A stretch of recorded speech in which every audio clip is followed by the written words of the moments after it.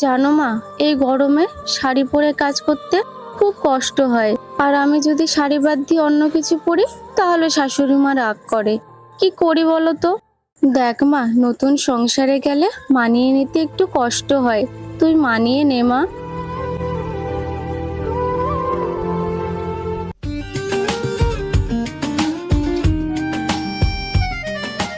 সুমি, তোমার জন্য এটা আনলাম, দেখো না তোমার পছন্দ হয় কিনা।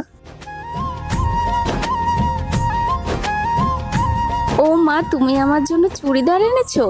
জানো তো, আমার চুড়িদার পরতেই ভালো লাগে, শাড়ি পরতে একদম ইচ্ছা করে না।